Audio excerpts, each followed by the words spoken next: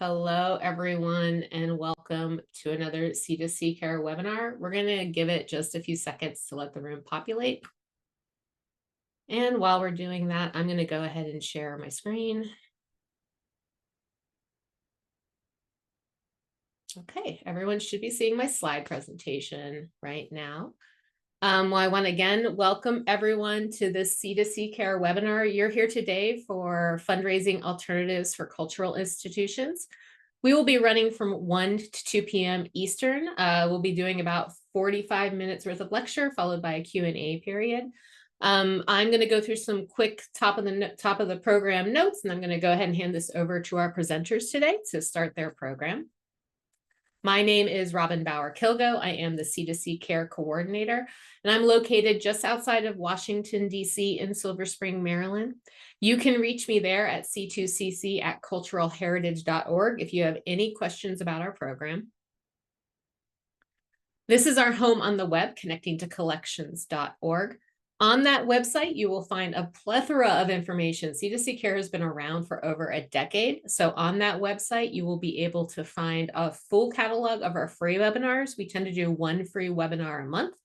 A link to courses that we've done in the past. The courses are deeper dives into programming, usually 4 to 5 webinars supported by a topic. We also have a link to our community on that website. The community is a lovely place where you can ask direct care questions for collections to a group of fabulous volunteer monitors and experts who will look at your question once it's been approved and then try to provide you with actionable things that you can do to kind of help it. We aim for direct care questions. So I encourage you to go take a look at that community if you are interested. And also, as always, a huge thank you and shout out to all of the volunteers who help monitor and make that community such a lovely place. We have 2 homes on social media to actually announce our programs. They are Facebook and LinkedIn. I would encourage you to go follow those if you haven't already to keep up with our programming notes. And a quick note that we wanted to thank an anonymous donor and the Samuel H. Kress Foundation for stepping in to support this webinar and other C2C Care programming through the end of the year. If you have benefited from Connecting to Collections Care, you should consider a gift today as well. So if you scan in that QR code, you can actually support directly to C2C Care if you have benefited from our program. Programming note, October 30th is going to be our last C2C Care webinar for the year. We front-loaded with some fabulous programming, so we're able to take a little bit of an early break this year, although we have fulfilled our requirement of 12 free webinars a year, so we're quite excited about that. But for the October 30th webinar, we're going to be doing Introduction to Cemetery Care. We thought it would be a good, appropriate thing to kind of talk about right at the end of the year, close to Halloween. We're going to be having a speaker from Jason Church, who works for NCPTT, who actually looks at cemetery care around the country. So we thought that might be a good topic for the end of the year. So if you're dealing with a cemetery or you maybe have a site location that's dealt with something like it, we think it might be a really fun webinar for you to participate in. A few quick technical reminders on today's program. We've enabled the chat box. That's a fabulous place for you to say hello and maybe say where you're located, which is always a fun thing to say. You can talk about the weather. I know here in Maryland, it finally got cooler, so I'm pretty excited about that. We have also enabled the Q&A box. The Q&A box is there for you to ask questions. We always direct the questions over to the Q&A box because, as you all might see from the chat box, it becomes a bit of a stream of consciousness. So the Q&A box allows us to track those questions a little bit better. We will hit those at the end of the Q&A or at the end of the presentation itself. We've also enabled the AI or the automatic closed captioning. So if you like that service, please hit that button. It does pretty well with keeping up with people when they're speaking. So I would encourage you to use that. And finally, we are recording today's program. So if you have to dip out early, no worries. We'll try to get this up within about 24 hours of the actual program itself. I'll also add that we've uploaded a copy of the presentation and a copy of resources to our website. And I'll be putting that link in the chat here in a few moments for you guys to access. So with that, I get to stop sharing my screen and introduce our speakers today to talk about fundraising alternatives for cultural institutions. Obviously, the funding landscape has changed dramatically in the past couple months. So almost a year now. So we've invited these two speakers to come talk about maybe some fundraising alternatives that might be available to you. We have Bellie Camp, arts administrator and professional textile conservator, an MBA student at Wharton School to speak to us, and Leticia Gomez Franco, executive director at the Balboa Art Conservation Center. So Leticia and Bellie, please feel free to take over, and I'll be back for the Q&A period at the end of the session. Awesome. Thank you so much, Robin. So Leticia will share her screen, which has our presentation on it. Thank you all for coming. I see so many people sharing where they're from. I can just add, we'll both introduce ourselves before we get started today. As Robin mentioned, I'm a professional textile conservator by training. I'm currently getting my MBA, however, at the Wharton School, which is part of the University of Pennsylvania. I'm usually located in Philadelphia, but right now I'm actually in Sabetha, Kansas, which I saw we have someone from Atchison, Kansas in the group, which is not far away, as I'm visiting my grandmother. But this is obviously so important. Prior to my MBA, just for additional context, I was the manager of development for Balboa Art Conservation Center. So, doing a lot of work around fundraising for collections care. And of course, was heavily affected by recent changes. But what we'll be talking about today is, some of the opportunities that the changing landscape has not necessarily opened up, but required us to consider.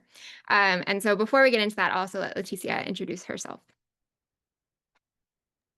Thanks, Bellie. Hi, everyone. My name is Leticia Gomez Franco. I am the Executive Director of the Balboa Art Conservation Center. I have been here now for 5 years, but before I came to BACC, I was the Senior Funding Manager for the City of San Diego Arts and Culture Division, which means that I got to do grant making and manage the city's 11 million annual monies that they distributed to arts and culture organizations. So I've kind of worked on both sides of the table since getting here, working with Bellie here at BACC. We really worked hard to try to rethink the way that fundraising happens, the way that philanthropy can work to support collections care, and how museums and collections, caretakers and entities can rethink the way that we leverage our collections and the things in our institutions to tap into a wider network of support. And that includes education, workforce development. So those lessons have come in really, really handy, unfortunately, over the past couple of months. So we're excited to share some of the things that we've thought through, some of the opportunities that we've sought after, some of the challenges that we've faced during our session here today. Yeah. Thank you, Leticia.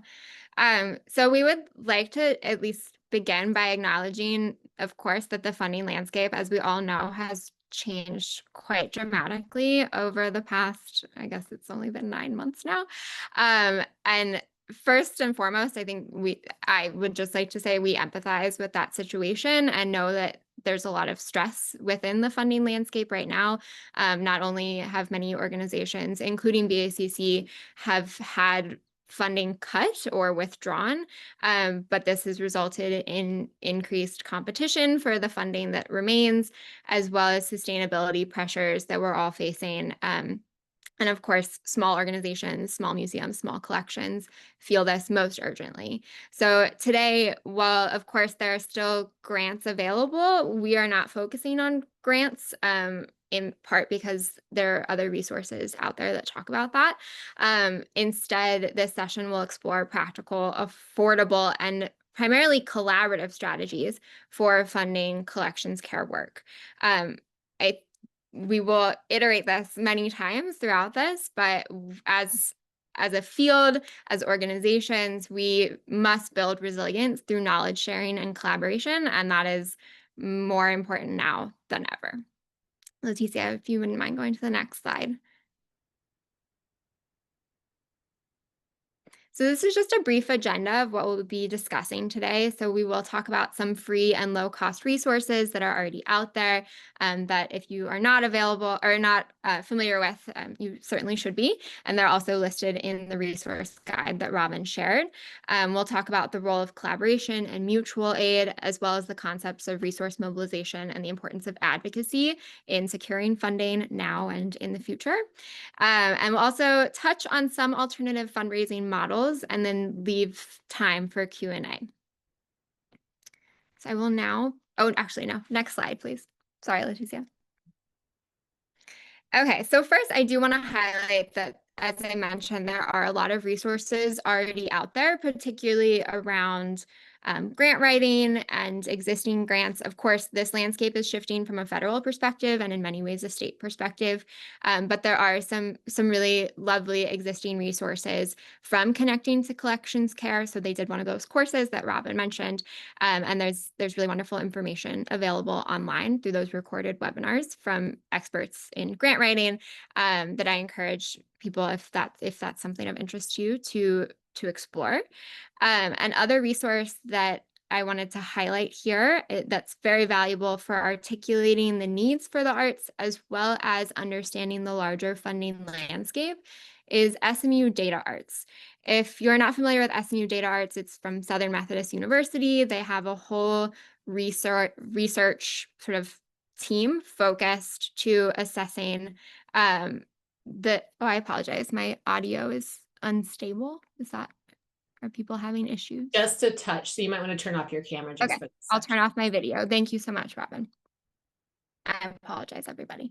But SMU Data Arts is a really wonderful research institute that gathers data annually on some of the funding challenges of the philanthropic landscape, existing funding sources and revenue sources for arts organizations nationally. And so this is a really wonderful way to, one, understand the landscape as a whole, and also have some really valuable data points about the role of arts in economics of different cities. They break it down by city as well. NEDCC is a regional conservation center like BACC, and Leticia will highlight some of that as well. But they have a very robust list of resources that you can find. There's a screenshot here, but they have a whole sort of free archive of resources that are available online. I'll actually pass it to Leticia to talk more about regional center support. Thank you. So one of the biggest resources available out there that is underutilized are the art conservation regional centers. And if you're not familiar with what those are, I will do a really quick introduction. Basically, there are about 12 art conservation regional centers throughout the country. BACC is one of them. We were established in the 60s and 70s when most museums realized that they were going to be needing art conservation services and support, but it was too big of a lift to establish an entire art conservation laboratory in each one of these institutions all over the country. And so these regional centers came about with the intent of supporting multiple collections. And these are libraries, museums, archives in particular geographic areas. So this is like the mother of shared resources, right? So these centers are nonprofits for the most part. They serve collecting nonprofits as well as even private collectors. And they provide service for a fee. Most of the regional centers have a membership program so that you can become an institutional member. BACC has an institutional membership program, and our members basically count on a discounted rate for conservation service, as well as very precious access to consultation with the art conservators and our program staff here. So this is a huge resource. These centers are located again throughout the country. They're in New York and Philadelphia. We are in San Diego. We are service organizations. So if you consider that the funding right now is impacted for everybody across the board, but there are organizations out there whose entire existence is here to serve you, to serve collecting organizations. And these come in many different shapes and forms. There are, for example, museum councils. Those are nonprofits. There are different organizations in any one of your cities whose purpose is to serve in education or in workforce development, in collections care, and this is what they do. So this is what BACC does.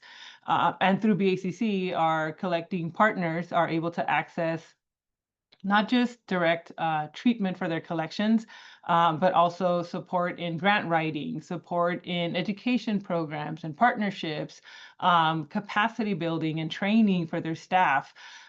So these organizations are out there. They already have these programs established, and very many of us have active programs right now that you can sign up for.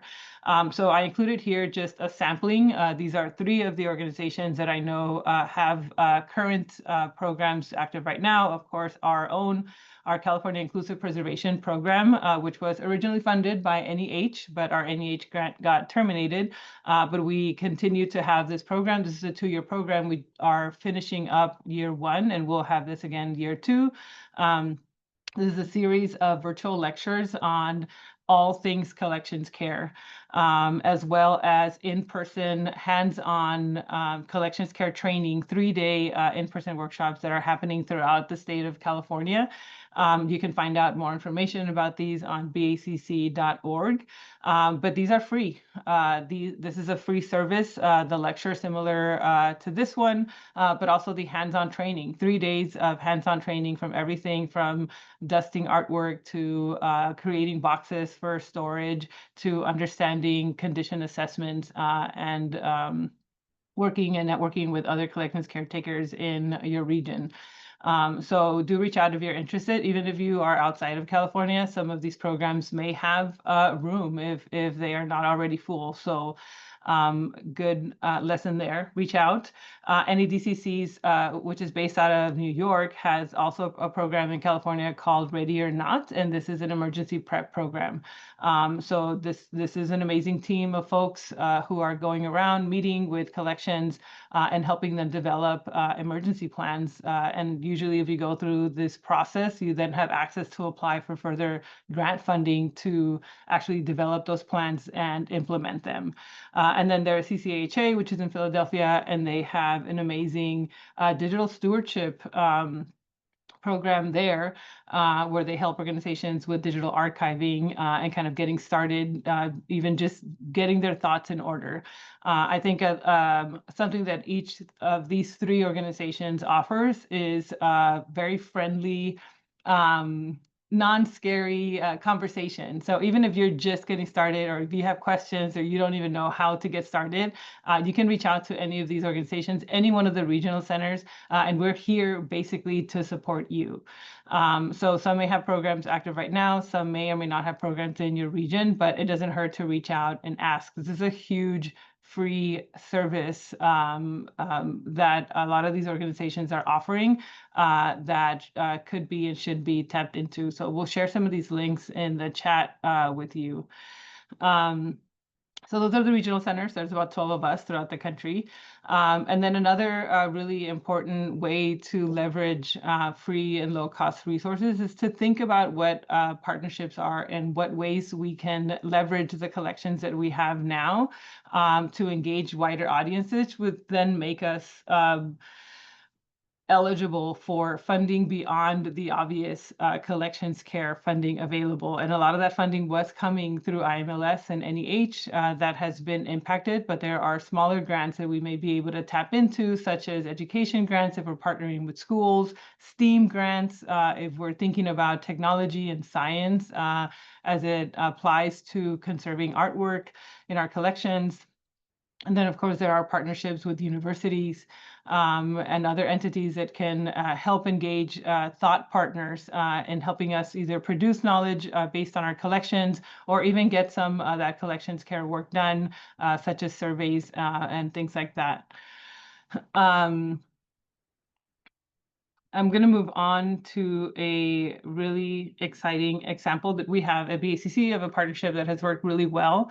One of our institutional partners is Mission San Luis Rey, which is based out of here in California and is part of a chain of missions that were established in California. we work with Mission San Luis Rey as their art conservation partner. That could, and in the past, has potentially been a very transactional relationship, right? As an art conservation service provider, we could just show up to any collection and provide treatment, and in exchange for payment, do our service and then give it back, and then that is the extent of our relationship. But Mission San Luis Rey is a perfect example of what happens when we dig a little deeper than beyond the transactional. So our relationship with Mission San Luis Rey also includes their desire to learn more about their collection. So recently, 2 of their pieces came in, Mary and Joseph, from their altar. From the mission came in for service, as well as for technical analysis. So our team here was able to learn things about the history of the pieces and the many layers of work that had been done over the years, and was able to provide the mission this kind of packaged information to then share with their congregation about the history of the pieces in their church. And then obviously provided treatment, which means that the pieces, when they came back, these are devotional pieces, they came back into the church. They looked, they were a lot more beautiful than they were when they first came to BACC, because they were definitely in need of some tender, loving care. What this initiated when these 2 pieces came back into the church and were now being placed amongst a lot of these other devotional pieces that had not received care, is that it really motivated their congregation to want to learn more about art conservation, about the process, about the cost, and about how they could support it. And since then, the folks at the church have done a really great job at engaging their congregation in understanding what it means to be caretakers of these devotional objects, and the investment that the church has to make to keep these objects safe and looking good for the church and its followers. So since then, they've actually done a really incredible job at fundraising in order to continue now caring for the rest of the pieces in that church, paintings and sculptures included. So this is a really great example of kind of an initial investment that was made by Mission San Luis Rey for the first 2 pieces, which then triggered this a powerful flow of curiosity, interest, and passion within their membership to invest in continuing to care for the rest of the pieces there. So obviously our relationship now with Mission San Luis Rey will continue to grow as we continue to work and care for these pieces, but also continue to provide technical analysis and engage the folks there, the caretakers there, in the process of understanding the works in their collection. This is an excellent example, again, of initial investment by an entity and then working with the conservators at BACC for storytelling. While we were here, we took a ton of videos and photos and provided them with a lot of material for them to tell their own story of how they were caring for these works, which also helped engage their congregation. So this is an example of how we can think of art conservation beyond the transactional, or our relationships with our service providers beyond the transactional, and how can we engage in learning and education and storytelling, documenting, and how that helps us kind of trigger this sense of responsibility and accountability that is collective and that is beyond our institution. Leticia, do you mind if I interject very briefly as well? Not at all. Just to highlight too that part of this research was done during their 250th anniversary, and they asked me to give a presentation about some research that I had done on their vestment collection. And I just want to encourage everyone to think about ways that sometimes there might be an opportunity for sort of like this free, I mean, this was completely free. I was willing to share what I had learned during the conservation treatment to their public because it was a good way for us to market our services. So there also might be sort of these mutually beneficial opportunities that wouldn't cost anyone anything, but could benefit everyone. And so think about that as well, and ways that can get the word out and be part of your storytelling, as Leticia mentioned.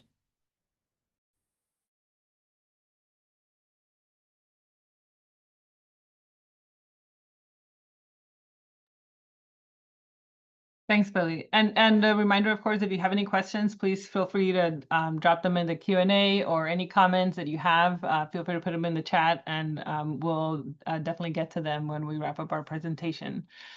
So this example of Mission San Luis Rey leads us into really thinking about the concept of collaboration and mutual aid, especially in these critical times when the sources of funding that are very status quo, very established, that a lot of us have relied on for so long are taken away, as is happening now. It really kind of forces us into thinking creatively about not only how we remain sustainable, how we continue to care for ourselves and the collections that we have been entrusted with, but also how do we do that in a way that is more reciprocal, in a way that kind of brings us all into this collective understanding that we have services to offer and we have needs and we can help each other in that way.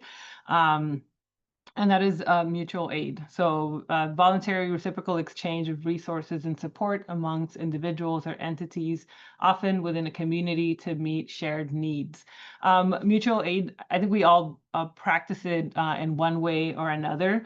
Some ways that we may already be doing this could be, peer review of emergency plans, collaborative grant applications, and this could potentially be museums working together to develop an education program, or museums working together. Here in San Diego, we are thinking about what a sustainable shared storage model could look like.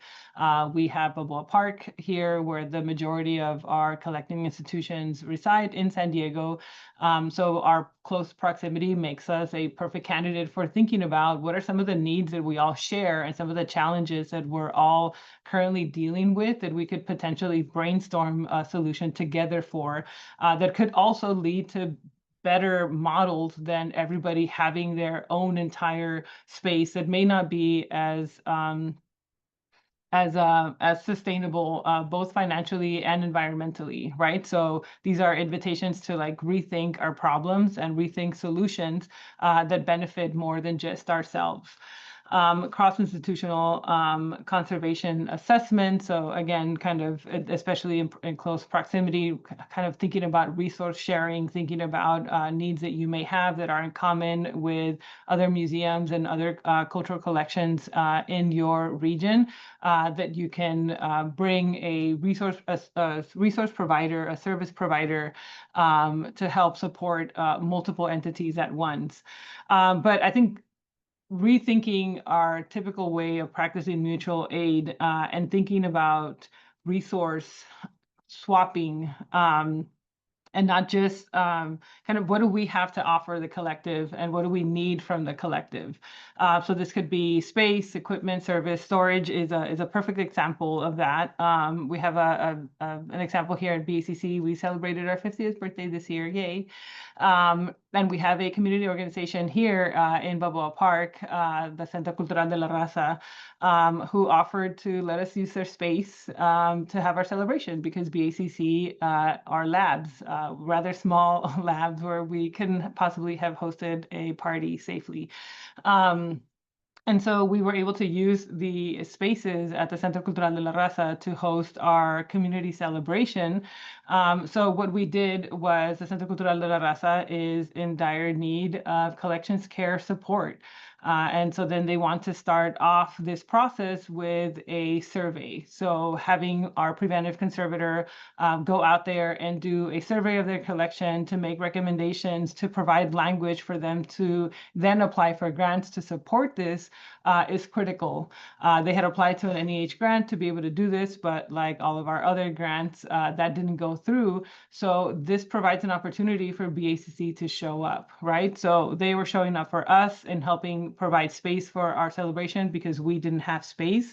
And in return, we can show up for them by providing that initial survey and language for them to then put together grant applications to support this much needed area of service for them. This is a perfect example of resource swap. There is monetary value to both the use of their space as well as to the service that we are providing. But this is a perfect example of how do we show up for each other in times of need.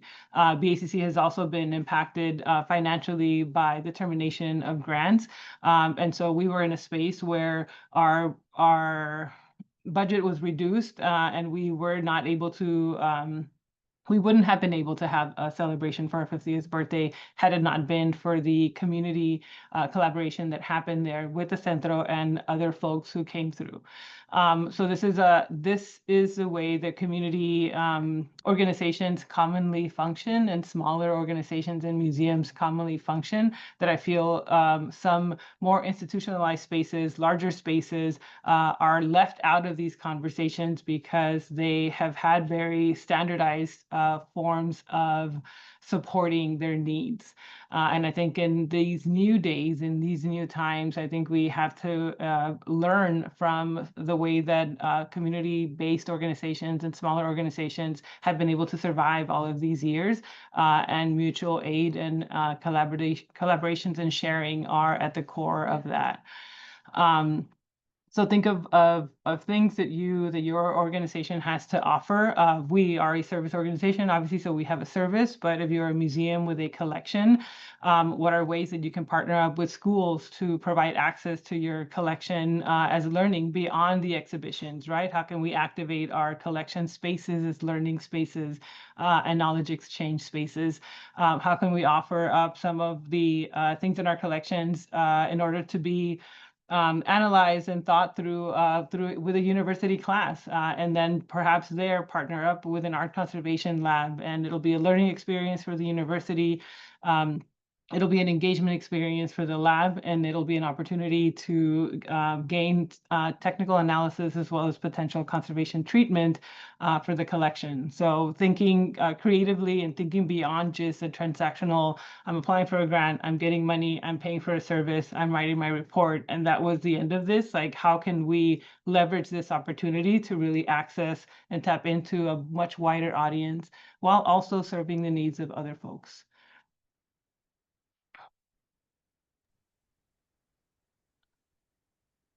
Okay, I think here is where I send it back over to Bellie. Yes.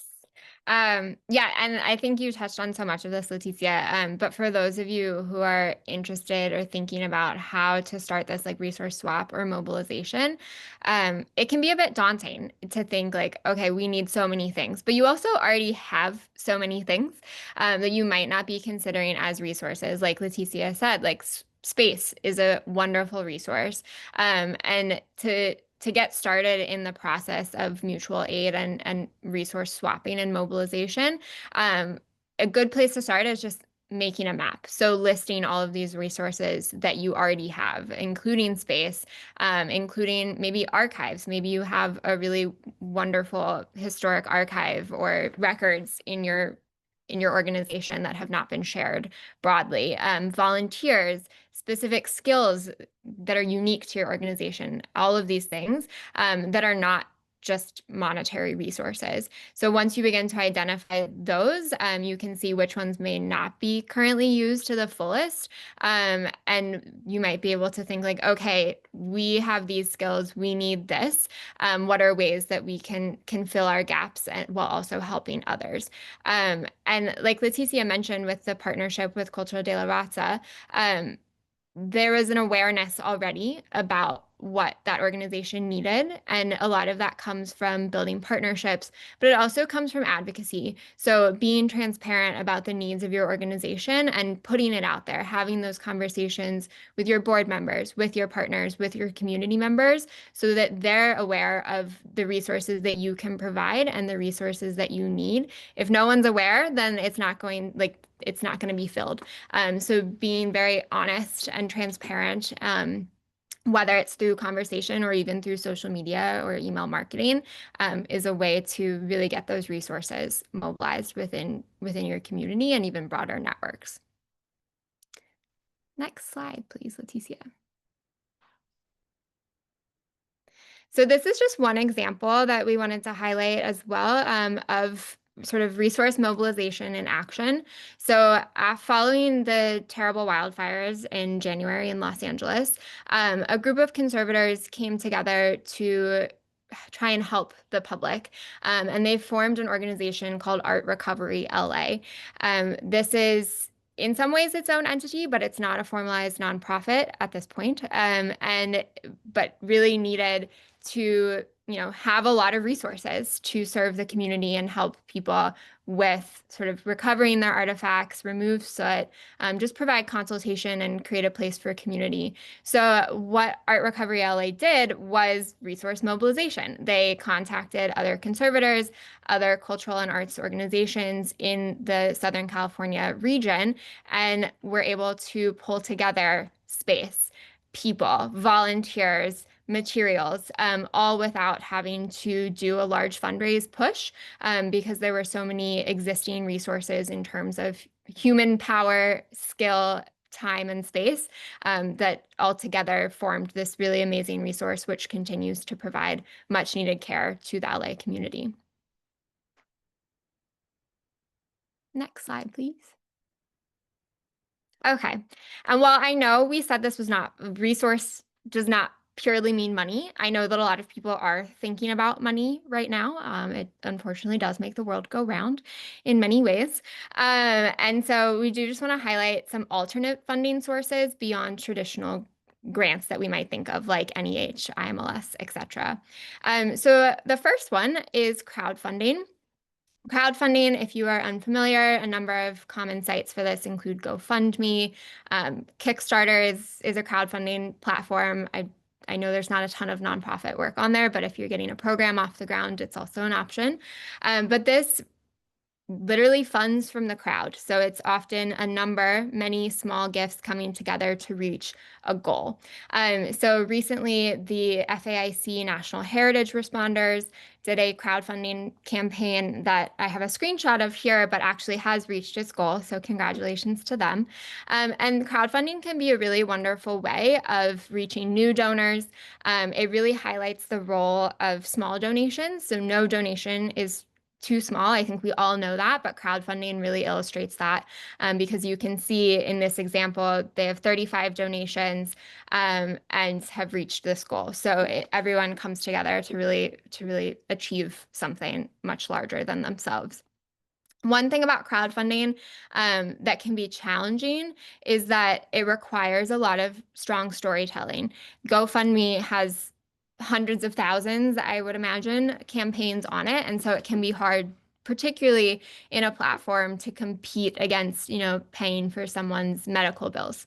You really need to be able to tell your story and why it matters. I think we all know why this work matters, but being able to tell the story, engage people, and also put it out on social media to reach new audiences is key for crowdfunding success.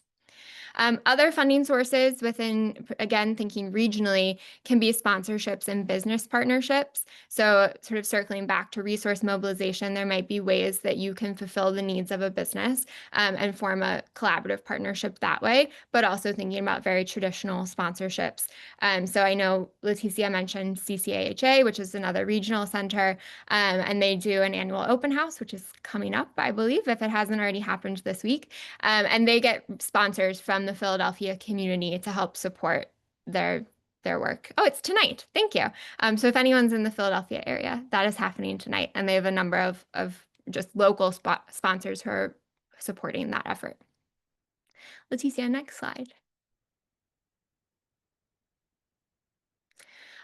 Two other funding sources that I think are less commonly utilized within the collections, care, and museum space include community foundations. For those of you that are not aware, these are regional charities that pool charitable gifts, often from very wealthy individuals and families, as well as businesses. And they typically address sort of broadly local needs through grants as well as community initiatives. Community foundations themselves offer grants, and some of them do offer grants specific to the arts. So if you're unfamiliar with community foundations, they exist in every community, every region across the country. And I encourage you to see which ones are active in your city, in your town, and identify if they do have grant cycles. Often these are open grants. You just kind of it's a rolling LOI, and it's helpful to get on their radar. It can also be useful to get on their radar even if you don't get a specific grant, because community foundations are the resource for donor advised funds. So they're often sort of the home for many different donor advised funds, which for those of you who may not be familiar with this giving model, this is a giving vehicle that allows individuals to make a contribution. It kind of sits in this fund. It grows, it's often invested. So their initial donation grows, and then eventually it's given out through charity. So if you start to form relationships with community foundations, it's often a good sort of pathway to also learn about individuals that might have donor advised funds. I also encourage you to think about ways that, think about individuals who might already be donors to your organization, and consider if they have donor advised funds. You can explicitly ask them if they have donor advised funds, and making sure that they know they can give to your organization through that vehicle is very important. And because this might be a new concept to some people, I've put a 101 tutorial in the resources document, because it's very straightforward to just kind of get this relationship moving, but can have long-term positive impacts on your fundraising model. Next slide, please. Okay, and we will pass the brainstorm, but I encourage people to think about sort of ways that you can use all of this new information, to think about potential partners in your community and other sort of primary needs that you might be able to fulfill with non-monetary resources within your community. So as we conclude, just some final takeaways, is that networking and relationship building is key. So as has been highlighted in many of these case studies, it's not sort of a one and done sort of win. It's a long-term relationship building and partnership that ultimately enables these programs to be successful. Additionally, local partnerships, including with businesses and community foundations, can offer significant mutual benefits.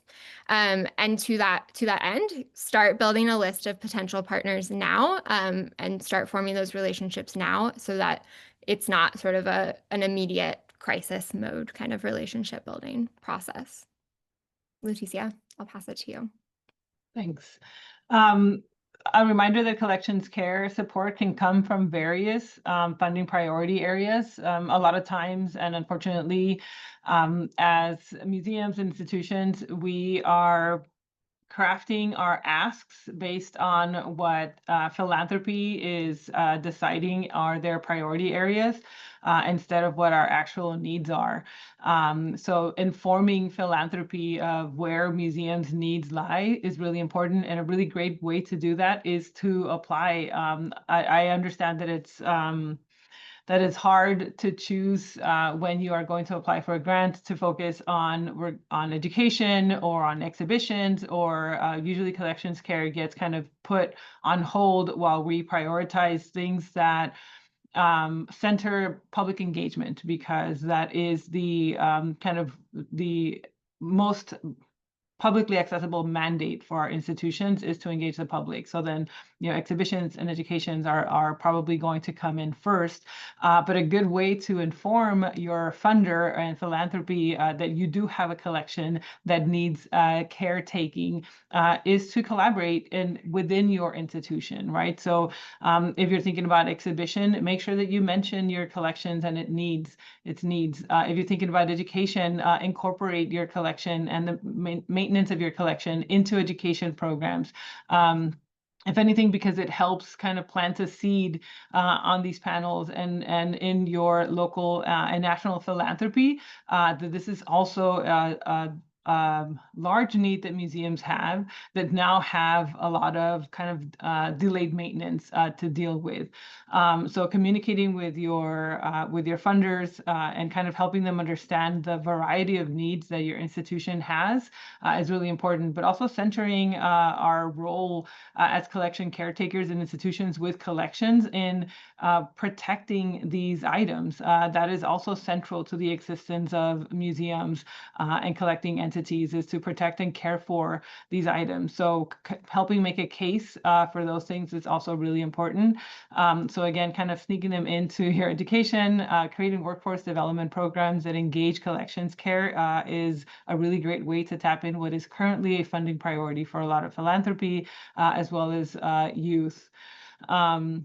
And then I also have on here leveraging small and local grants to prepare for larger requests. We are operating under the assumption and hope that eventually our NEH and our IMLS and our NEA partners will be back up and running and able to fund us again. So how do we leverage this moment to prepare for that? And if you have written applications for NEH or IMLS, you know that they are very complex, they're very big, and they have very big expectations. So being a first-time applicant to NEH can feel really intimidating, and not having the right language can also kind of put you in a position where you're not prioritized for funding. So this is where these partnerships count. Partnering up with your local art conservation regional center, partnering up with a university to kind of get started. NEH doesn't usually fund first steps in this process. They want to see that you've already invested into some of this work. So this is where applying to some of these small and local grants, this could be your city funder, your county, state grants that can fund some of this initial work, some of this survey work, some of this learning about your collection, understanding what your needs are, so that when NEH does come back and you are submitting your application, you already have 2-3 years worth of kind of gathering information, understanding your needs, having conversations with potential partners and service providers, and have an understanding of how investing in your collection is going to help you fulfill your mission. All of this work we can begin doing now through mutual aid and engaging our local funders who are committed to seeing us grow and to seeing us kind of weather these next couple of years into this process. So I do encourage you to think about how local funders and small grants can help kind of chip away at some of what will feel like a big daunting project when these funding partners do come back, and we're gonna assume that that'll be the case. And then finally, I just want to highlight the importance of using social media and email and sort of all of the tools at your disposal for storytelling. Ultimately, what we do is meant to educate, it's meant to engage, it's meant to preserve, and it's meant to preserve stories. And so making sure that our communities are aware of the work that you're doing through storytelling is so key to developing those partnerships, to developing those relationships, and again, highlighting the resources that you can provide to others, as well as the resources that you might need. So highlight those partnerships, highlight those successes, but also don't be afraid to maybe articulate if you need support as well using your social media channels. It's a lot of research has shown that particularly emerging generations of donors want to know impact. They want to know the people behind the collection. And so don't be afraid to show your personality as well through that. And so with that, I think we can open it up to Q&A. And we have our emails as well in case your questions don't get answered today. Great. Thank you guys so much. Leticia, you're welcome to stop sharing your screen whenever you're ready. We've had some questions rolling in. Before we jump into that, though, something that just struck me while you all were talking was just about how I think even just because the funding landscape has changed so much, it's even when we approach these projects, it's like we approach them as still like one giant project in our head, right? Because that's how a lot of us work. But I think now you're starting to see us do a lot more of like chunking out the project to be like, okay, if we can't get the big guy, maybe we can chunk it out and maybe do like, you know, this bit or this phase or this tiny bit, just to try to figure out if we can grab smaller amounts of money from people. We can still get our big project done, but little sections of it can maybe get accomplished along the way. So I was just thinking about that while you guys were talking, because it's a different landscape now. And I think we all have to kind of acknowledge that, even if everything goes back online, you know what I mean? I think we're all a little bit more like, I don't want to say wary, but just kind of knowing that like, okay, it's cool, we got this, but let's also make sure we have our eggs in a, you know, ducks in a row, and that we maybe can look at other places for funding if need be for support. So Okay, so I'm going to start going through some of the questions because they're rolling in. And again, I'm going to encourage our audience to put questions in the Q&A box. I'll also add that I put in earlier on the chat links to our survey and the resources again to this program. So just a reminder on that. The first question was funny because it sent me on an email or a web search where it said, is there a list of regional conservation resource centers? I found actually a pretty good AI, thanks Google AI for coming up with a pretty good list of them. But when I started digging into the lists a little bit, I found some older ones, but not some newer ones. So I didn't know if you guys had any resources on a list of the regional centers somewhere. We put together a list about probably a year and a half ago. There's not, as far as I know, a live website with an active list. We could probably type the list in this box for you because there are, like Leticia said, I think 12 now. A new one recently went from like a for-profit center to a nonprofit center. Another new one is also in Puerto Rico. It's not that new anymore, but a more recent one that I don't think is probably represented on some of the older websites. So I'm happy to type in what they are. They all have very long acronyms with lots of C's and A's, as you can imagine. You're welcome to do that. Or also, if you want to, you can send it to me and I can post it on the website afterwards Okay. if you want to Perfect. answer the questions as well. So Thanks, Robin. yeah, you bet. There were a couple of accounting questions put in the chat. I'm going to say, like, just from my experience, you're going to want to make sure to talk to an accountant. Like, I'm always like, it's hard to be like a layman in this accounting stuff. Like, it's always good to be like, know that person on your board who is an accountant, or even me. I think most people know I'm an independent contractor. And the first thing I did when I moved was like get an accountant on my side because I was like, oh Lord, I have to pay state income taxes now. But I didn't know if Leticia or Bellie, you wanted to answer anything outside of that for the accounting type questions. I think just generally, a lot of this, the resource swapping stuff would fall under in kind. So both on your end as a giver as well as a receiver. So being able to quantify the value of that service that you are receiving and that you are giving. And then, yes, of course, checking in with your accountant about how you represent that in your financials. Perfect. Thank you. Oh, go ahead, Bellie. Sorry, Robin. No, I just want to add as well, because I know there's the question about like if you're not a registered nonprofit, you can still crowdfund. It's just that's where the storytelling is so important because people are not getting the tax benefit of giving to you. So it's not a tax write-off when they donate, but they still, through GoFundMe or Kickstarter or whatever it is, can still give. Perfect. Thank you. This one's interesting. It says, we are eager to engage younger volunteers and learners in our work, thinking workforce development. We most often correspond with teachers to access students through their time, though their time is often overwhelmed. Perhaps we reach parents. What considerations do you recommend as we approach marketing to a youth audience, and also legal considerations for potential work arrangements with minors? So what's been your experience with that? I think as I know that we are a little bit different because we're not a collecting entity ourselves, but as a fellow nonprofit dealing with creative thinking of engagement and fundraising, the programs that we've done so far, we've been able to secure grants through local organizations who are highly invested in developing our youth, but also in introducing our San Diego youth to additional career paths. So art conservation is not what you typically think of when you think of, I want to work in a museum. So that leaves us with a really fascinating job bringing folks into the labs and showing them some of our cool tools, our x-rays, and then talking about the beautiful intersection that art conservation is with science and chemistry and technology, but also art practice and art history. And we do that through partnerships with educators.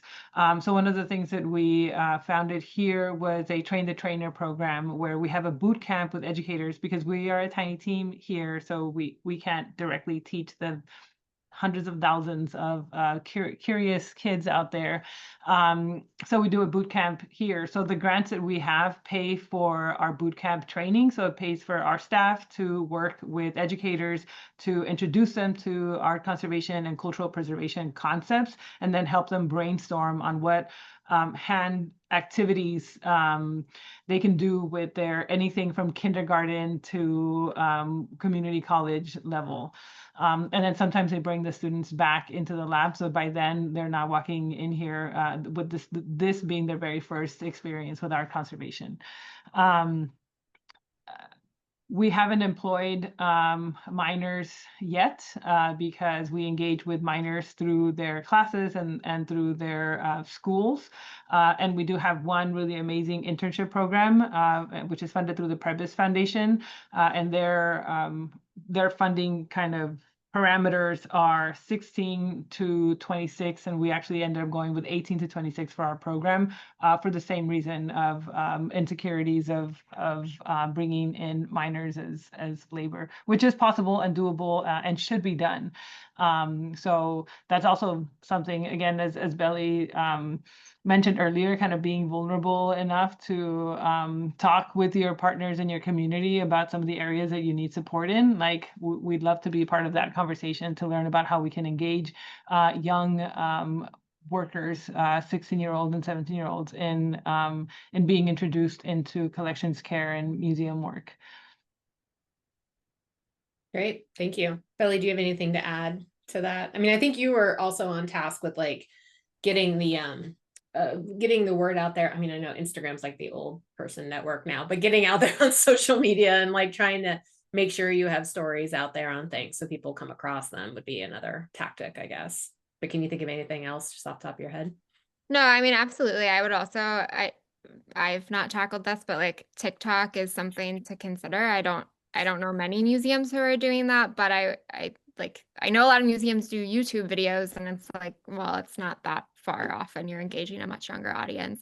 But in terms of like the ACC's marketing around some of these youth opportunities, Instagram has been such a huge force to get the word out. So again, social media, we can't ignore it, unfortunately. Joke. I know. And even with TikTok, like I fully admit I'm like a TikTok lurker. I've tried to figure it out a little bit just because, and it's out there, and I think it's important to know what's out there. And I also have teenage kids, so I like to kind of be able to follow along with what they're going on. Like I even have a Discord name, which I'm like, this is a bulletin board from back in the day, but still I basically understand Discord now. And I think that it's just trying to keep tapping into those audiences and letting them know what's going on, I think is important for sure. And you're right, like you can do one video, and then if you start chunking it out or it's done the right way, it can just propagate. I mean, I think we've all seen it where like a video that starts on TikTok ends up as an Instagram reel, eventually ends up as a YouTube short, I think is the taxonomy of that right now. So I think that's something to think about as well. So someone has, other than a Google search, how did you find Philanthropist, which is one of the search engines, right, for different donations or things like that? Or is that, I'm trying to remember exactly which Philanthropist was exactly, or if you guys recall. Do you mean identifying local philanthropists or like finding individuals, like potential donors? That's a good question. I'm not sure if the poster can put in the chat if they mean individual philanthropists or if there's an engine out there called Philanthropist that maybe I don't know about as another, crowdfunding source. Bitfeel. Maybe while they're typing that though, like how did you guys find generally your sources or you just go out and search for them locally, or how do you go about identifying people you think might be good donors for these kind of projects? That's a huge question. I mean, I think in terms of BACC has been really lucky to have a long history of donors that have engaged, and as has grown its reach, just building those partnerships has been so key. So it doesn't necessarily start with, hey, give me money. It never should, but starts with really building a relationship and understanding an individual's interests and ways that it might align with the work that your organization is doing. So it's been, and Leticia, correct me if I'm wrong, because I haven't been there in a while, but more organic based on sort of the public persona. But I would say if you really feel as though you're starting from scratch, look at lists of donors from other organizations in the region. Look at a lot of large sort of organizations list their donors in other capacities as well.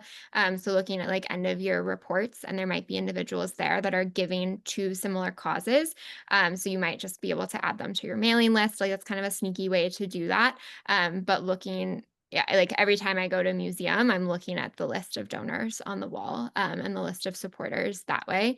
Yeah, Leticia, are there other strategies? I know there are things I'm missing. Yeah, I would say one of the biggest things for us has been, and this is field wide, like art conservation happens behind the scenes. It isn't usually accessible. The general population does not know just how mind-blowing caring for collections can be. So I think one thing that we've done at BACC in an effort to try to demystify and democratize art conservation is bringing folks into the lab. And not just folks that are like our donors or our clients, but also membership of museums and their donors and their board members, right? Like bring them into this lab so that they can see that these are your museum's partners, and this is the kind of work and thoughtfulness that is happening in order to care for the collection that you are a part. This is part of your community. So that has really helped for us to engage donors, but also for us to support our museum partners in engaging their donorship, is giving them a peek behind the scenes into all of this amazing work that happens here, putting them in conversation with the conservators, having the conservators visit some of their kind of donor events and talk about some of the pieces that they've helped conserve. And like, do not underestimate just how fascinating people find the science and the chemistry and all of the work that happens, that has historically happened behind the scenes, but it is a huge hook for donors and for supporters. So definitely tap into your local conservation lab, tap into private conservators, bring them into your space. Don't just use them as resource or service providers. They can be so much more than that if you engage them and bring them in conversation with the donors that you're already trying to cultivate. Great. Thank you. And to clarify, that question was looking for individual philanthropists. So I think that was a great answer for that. Well, I want to say thank you to you both for taking time today, giving us some leads on kind of this new landscape we're working in. I will add that I put links to the resources in the survey again in the chat. So please take a few minutes to complete those and access those if you can. The recording should be up, like I said, within 24 hours. And then I do hope you guys can join us for our last webinar of the year, pretty much on October 30th, which is Introduction to Cemetery Care. So again, Bellie and Leticia, thank you. And we will get back to you with the resources and the recording in just a few days. So thanks, and everyone have a great rest of October. Thank you, everybody. Thank you.